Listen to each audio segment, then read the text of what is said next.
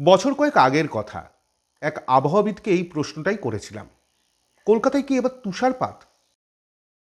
তিনি মুচকি হেসে বলেছিলেন, সম্ভাবনা নেই বললে ভুল হবে। আবহাওয়া দপ্তরের পরিসংখ্যান বলছে কলকাতায় কিন্তু একসময় 5, 6, 7 ডিগ্রিতেও নামতো তাপমাত্রা। এই 1899 সালের 20শে জানুয়ারি, সেদিন কলকাতার তাপমাত্রা ছিল 6.7 ডিগ্রি সেলসিয়াস। তার মানে 11 বা 10-এর কোঠায় যখন তাপমাত্রা নামে, তখন যারা হি হি করে কাঁপেন তারা সেদিন থাকলে কি করতেন। এবার আসা যাক 1950 সালের 12ই জানুয়ারি এবং 1966 সালের 22শে ডিসেম্বরের কথায়। এই দুদিনই কলকাতার সর্বনিম্ন তাপমাত্রা ছিল 7.2 ডিগ্রিতে।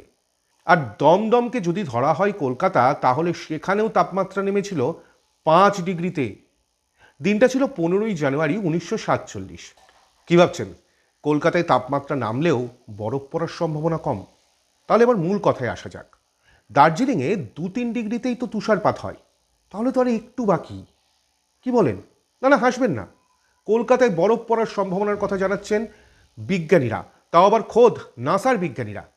কয়েক বছর আগে নাসার বিজ্ঞানীরা যা জানিয়েছিলেন তা প্রকাশিত হয় দ্য সান পত্রিকায়। প্রতি 200 বছর অন্তর সূর্য নিজের সর্বাপেক্ষা কম তাপমাত্রায় পৌঁছয়। বিষয়টির স্থায়িত্বকাল প্রায় 30 বছর। এই সময়ে পৃথিবী সহ সমগ্র সৌরজগতের তাপমাত্রা অনেকটাই কমে যায়। বিশ্বের অনেক জায়গা যেখানে তাপমাত্রা কোনোদিন 5 ডিগ্রি হয়নি, সেখানে 1 ডিগ্রি পর্যন্তও নেমে যেতে পারে পারদ। আর এই শীতলতার স্থায়িত্ব থাকতে পারে টানা 1 বছর। তাহলে এবার বুঝতে পারছেন তো, কলকাতায় কিন্তু তুষারপাতের একটা সম্ভাবনা থেকেই যাচ্ছে, হয়তো এবছর, না হলে আরও কিছু বছর পর।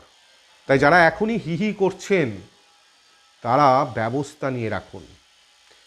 আমার ভিডিও যদি ভালো লাগে আর কলকাতা সম্পর্কে যদি আরও অনেক নতুন নতুন তথ্য জানতে চান, তাহলে অবশ্যই কলকাতা থ্রোব্যাক ফেসবুক পেজটিকে ফলো করুন। এবং ইউটিউবেও আমরা আছি কলকাতা থ্রোব্যাক নামে। ইনস্টাগ্রামেও হাজির আমরা।